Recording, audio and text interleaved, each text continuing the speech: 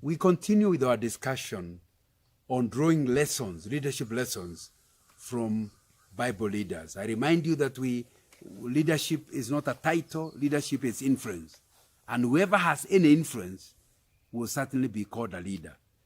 When you have influence on people, it means they will do something just because of you.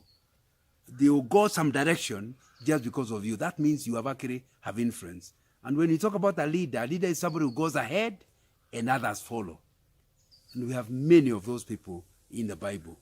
And we also need them today and have them today. That's why we are drawing lessons so we understand. And we are taking time to explain that leaders are not just men. Leaders can be women. And either of them, God can use them to take people to where God wants them. However, this time we are going for a bad character. The worst character I think the Bible has. She is called Jezebel, the queen of Israel, who is the wife of Ahab, King Ahab. My friend, Jezebel is bad news. I hope you don't call your child Jezebel, because it's a pretty interesting name to be associated with. You know, her name, this Jezebel name, means, where is the prince? Her character, maybe you can call her religious, but it depends on what he is worshipping. She is actually a worshipper of Baal. Powerful, cunning, arrogant woman she is. She is actively opposed to Jehovah. She doesn't want anything to do with Jehovah. And she does not want his sovereignty. She actually seems to be the one ruling the country. Ahab has to depend on her. Her tragedy is that led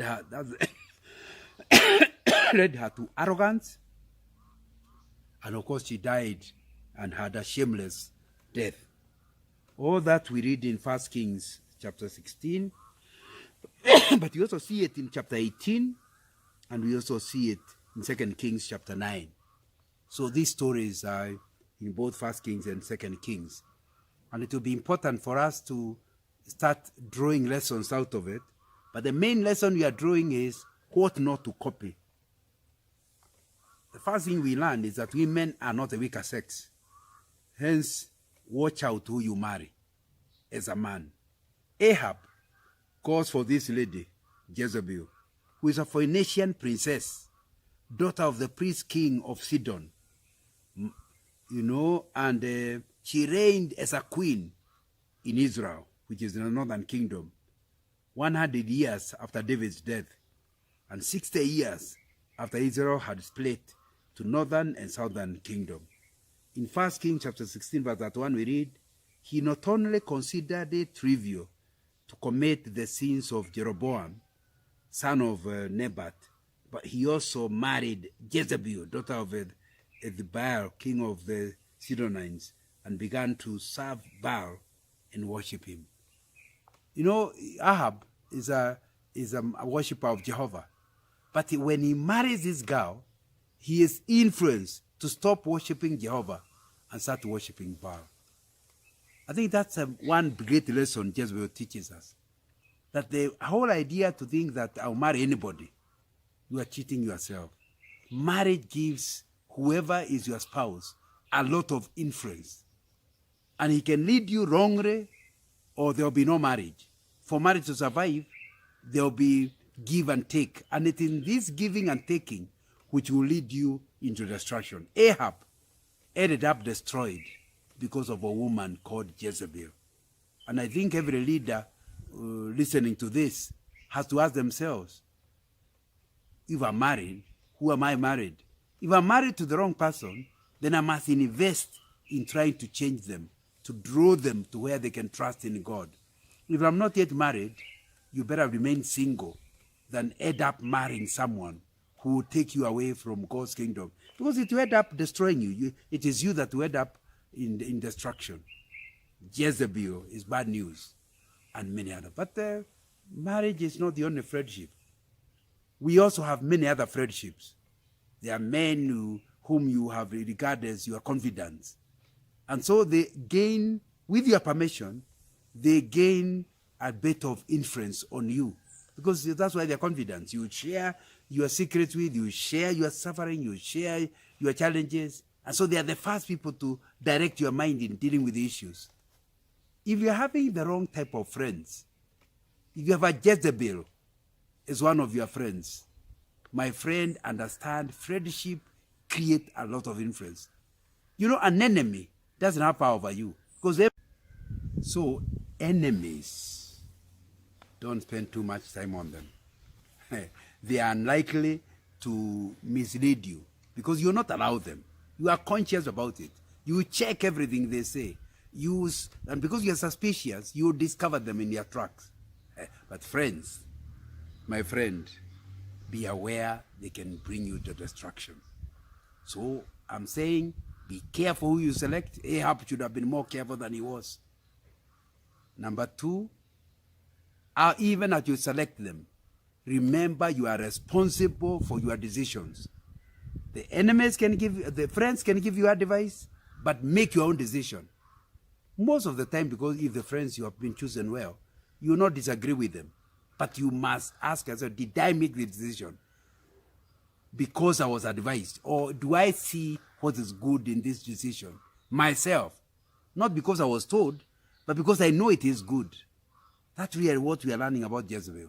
Ahab got messed up simply because he allowed an enemy of Jehovah to overrun him.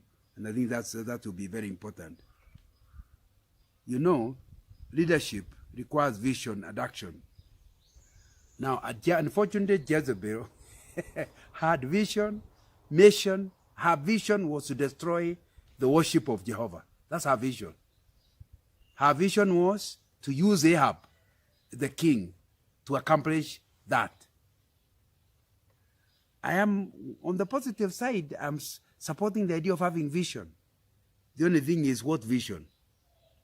1 Kings chapter 18 verse 4 says, where Jezebel was killing of the Lord's prophets, Obadiah had taken 100 prophets and hidden them in 2 caves, 50 in each, and had supplied them with the food and water. That's what she's doing. To accomplish her vision, she had a clear strategy. Kill all of them, wherever you see them, until the only priests that are left and prophets are only the ones of Baal. So therefore, she would have changed from the worship of Jehovah, the land of Israel worshiping Jehovah, to the worship of Baal. So I'm asking you, do you have clarity of vision? Number one, you can't be a leader if you don't know where the group is supposed to be going. And it requires a lot of hard work to think through, conceptualize where the group should be going. But number two, why do you think that vision is correct? You need to ask 3 questions. Number one, does that vision of the future honor God? Is it going to bring glory to him? Number two, is it for the good of the group, or it's a private thing? You are misusing, manipulating people to achieve your own purpose. Is that vision something that's going to benefit the people that you are actually leading? Number 3, can you achieve it without cutting corners? Those are things you need to understand before you agree on a vision and start moving the people towards it. Jezebel had a vision, clearly. And I think that will be important. You know, we also learn from Jezebel that leaders require to identify the enemy of their vision and act on them. Obviously, this woman looked around and realized, Elijah is my problem. Despite Jezebel's efforts, one prophet had escaped her. Who is it? Elijah. And it meant, the name Elijah means my God is Yahweh. What a name against a prophet who wants to finish the worship of Yahweh. You know, Jezebel means where is the prince or Baal, or the prince Baal exists. Inevitably, the two had to square up. So it's important. You can't be a good leader. And although I've talked about the importance of having friends, it's also important to understand who could be the threat to your leadership or to achieving the purpose And when I say you, I mean your group, your church, your nation, your political party. Who could be? And you need to identify them. Why do you need to identify them? Because number one, it will help you to be careful not to listen to them because you know they'll mislead you. Number two, you can manage whatever that is doing. You can go, once you understand them, you can preempt them and block them from destroying your group reaching where God has sent. That's why you need to know them in advance. And thirdly, you will not be surprised when something actually happens. And basically because you are ready for them. So spend time knowing your friends, but also know your enemies so that you know how to manage them. You will not reach your direction when you don't manage them. And obviously, Jezebel knew her enemy, but she didn't have enough power to be able to deal with him, Elijah. So she learns in the process that's not enough to worship God. It matters which God. By pushing Baal worship, Jezebel was spreading idolatry across Israel. But her brand of worship wasn't producing the desired results. For the feuds remained barren. Elijah had said there would be no rain. There was no rain. The fertility gods that she worshipped did not seem to have the ability to contradict Jehovah. And you need to understand clearly, it's not enough to worship. There can be bad worship. And that's what we are learning from the many cults that have come of late, where there is a strong guy and he has taken a group and everybody has to do what the strong guy does. And they sell their property, they are messed up, they have no hope. The whole family is destroyed because of joining a cult. Don't feel that it's okay you are worshiping. And that's why I like Christianity, because there is a Bible. Don't allow others to interpret the Bible for you. God gave the Bible for our own worship. Read it for yourself. So when your pastor starts saying things that are not in the Bible, don't follow them, because he's being cultic. Now here, we had a leader in Jezebel, but he was leading the wrong direction. It is not enough that you worship. Who do you worship? She discovered worship of Baal was destroyed by Elijah, because the God of Elijah is the real God. Others were fake. Might you be worshiping a fake God in this cult of yours? Or do you follow the scriptures and obey them? And, very important, do you have a human being who is equal to God? In other words, you can't go to God directly, you must go through somebody else. That one person is an idol. And you need to be very careful who they are. Jezebel teaches us that worship is not enough. You must verify who do you worship. To be clear, this lady was sincere. Elijah had warned Ahab, the husband, as the Lord, the God of Israel, lives, whom I serve, there will be neither dew nor rain in the next few years, except in my word. Except in my word, he said. After 3.5 years of drought and famine, Elijah challenged the king to assemble the prophets of Baal and Asherah to compete in a lopsided contest. There were 8. Remember, all the prophets of Israel have been killed or have gone to hiding. So it was 850 Baal's priests and prophets against one guy for Jehovah, Elijah. 2 bulls was prepared for sacrifice, like we know the story, but the fire for sacrifice was supposed to be brought by whoever is the true God. These 850 people pray together, but there is no fire. Even Elijah plays games with them. He may be asleep. Wake him up. From morning until noon, Baal's prophets are crying and cutting themselves and hurting themselves so they can impress to their God. But of course, he's not a God. It's an idol. So, you can be sincere. And these people are sincere. There's no way they would have been cutting themselves if they are not sincere. Even Jezebel was sincere, but she was sincerely wrong. She was sincerely wrong. And my friend, don't say, but I'm doing it sincerely. Be careful what you do. You can do something sincerely, but you are sincerely wrong. Check what it is you are doing. Check your belief systems and see whether they are worth fighting for. You see, your leadership will only be as good as the God you are following. 1 Kings 18 verse 19 is saying, now summon the people from all over Israel to meet me on Mount Carmel, and bring the 450 prophets of Baal and the 400 prophets of Asherah who eat at Jezebel's table. I'll meet them. What are we learning? Your leadership will only succeed depending on the God you trust in. Elijah trusted Jehovah. He ended up destroying worship of Baal. He killed all of them. After all, they were all there.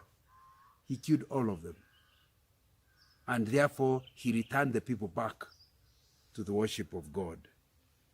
And I think that you need to understand that. You know, one of the problems, Jezebel, is that he didn't think he can ever be defeated. Even after God has demonstrated himself that he is more powerful than Baal, he doesn't accept defeat. I think one of that's a weakness in leadership. In leadership, you must look at all of the options and see failure as a possibility. Therefore, you manage to do what you need to do in order not to fail. But even if failure came, you had thought about it in advance. Jezebel didn't. 1 Kings chapter 19 verse 2 says, so Jezebel sent a messenger to Elijah to say, may the gods deal with me, be it ever so severely, if by this time tomorrow I do not make you like, you make your life like that one of them. You have killed all my prophets? By tomorrow you will be dead. This is the queen talking, and she has a whole army on her side because Ahab was like her pet. Now you need to understand clearly that you need to assess. Why couldn't she sit and see that she's not dealing with Elijah, she's dealing with God. And this God is more powerful than her God. Are you that kind of a person who goes foolhardy to destruction, even when the warnings are clear that the direction you are going is going to lead you to destruction? Don't be a Jezebel. As a leader, it's always better to learn early. And sometimes you may have to apologize for the direction and change tact. A leader does not rule for his own benefit, but for his subjects. It sounds like this Jezebel was just thinking about herself. In 1 Kings chapter 21, verse 5, he said his wife Jezebel came and asked him, why are you so sullen? Why won't you eat? Then verse 7, Jezebel, his wife, said, is this how you act as king over Israel? Get up and eat. Cheer up. I'll get you the vineyard of Naboth, the Jezreelite. Here is a woman who is leading for her own benefit. Therefore, she can have any property. And God later was going to destroy her for this. Ahab is just like others who among us are like that, where you become the president, and in the process, you push your way in the wrong direction. You feel like the country belongs to you. You become a chief, and you feel like the location belongs to you. So you use your power for personal benefit. That's Ahab and Jezebel. And Jezebel is actually the force behind it. And so poor Naboth, with his own land, one piece of land, the queen and the king wants it. And they literally kill him.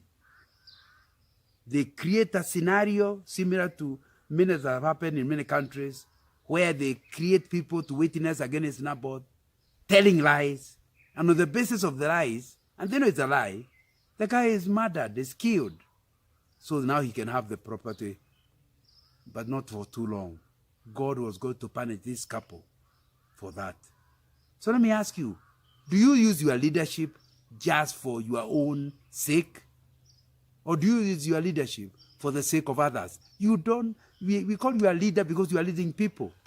It means you are thinking about their good. You are thinking about the things that they need to achieve and how it will benefit them. You don't lead for self, you lead for the sake of others. And I think it will be an important thing that you understand even as you deal with it. So, a leader does not rule for his own benefit. He rules for the subject's benefit or the followers' benefit. So when you start seeing yourself becoming selfish, things will start going wrong in your leadership. You need to sacrifice. That's what we call servant leaders. People who are leaders for the sake of the group, not leaders so that they have titles and they have loyalty. You know, corruption can get you things, but only for a short time. Jezebel knew how to be corrupt. You know, we listened to her. And Elijah finally is meeting the king near Naboth's garden. I have found you, Elijah replied, because you have sold yourself in to do evil in the eyes of the Lord. Ahab is being told by Elijah, I'm going to bring disaster on you. I will consume your descendants and cut off from Ahab every last male in Israel, slave or free. And also, concerning Jezebel, the Lord says, dogs will devour Jezebel by the wall of Jezreel. Wow, it's both of them. Now, not only is Ahab going to be punished for this grabbing of land corruptly, he will be destroyed and his family lineage will be gone. He's not going, his children will not become king. They are all going to be destroyed. And his wife was, the prediction is that she's going to die a painful death. And actually she did. So, let me ask you, do you understand that corruption will get you things quickly? But the God who hates corruption will ensure you pay for it. Whoever said the days of a thief are 40, I don't know when you are 40th day, but God will ensure that your corruption, you became a leader, you are misusing your position to benefit your children and your relatives and yourself.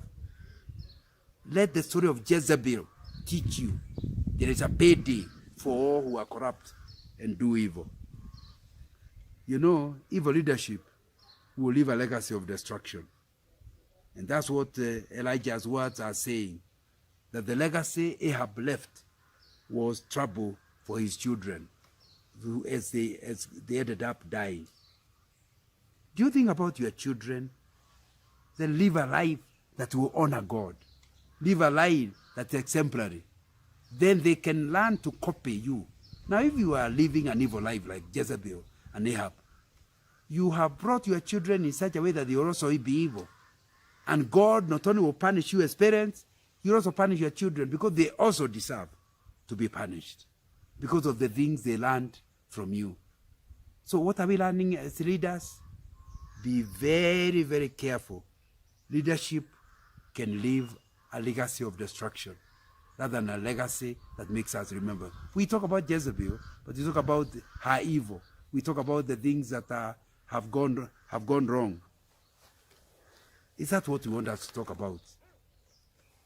You know, if you do not learn from experience, you end up in destruction. If only Ahab had learned after this debacle where all the prophets of Baal were destroyed, shouldn't he have learned that I better now not follow this Baal? Let me follow the God of Elijah. Many people do not learn from history. And in the process, they condemn themselves to repeat history and to suffer what history suffered. May you as a leader learn from your experiences. Always evaluate what has happened in the last 3 months, in the last 1 year, and what has gone right and what has gone wrong, your own mistakes, so that you avoid them into the future. I wish Jezebel and Ahab had learned this. You know, leadership is influence, but if you have bad influence, you are going to lead bad people wrongly. The whole country suffered. 3 years, no rain, because of having a bad leader. And when you have a bad leader, that's why we need to be very careful who we elect into leadership, who we appoint to leadership, because when you have bad leadership, the people under them suffer. It's not just the leader who suffers. And so when there is destruction in terms of the land, no rain, it's everybody who is going to suffer. So as we go towards finishing, this woman Jezebel, may she remind you of evil leadership. But some people are not that evil, but they still do the Jezebel problem. One of the things that is very easy is manipulation. You make promises, don't keep them. You use this one and then dump them after they have done your bidding. That's manipulation of people. That's a Jezebel spirit. And you need to understand that if you truly are going to be a good leader,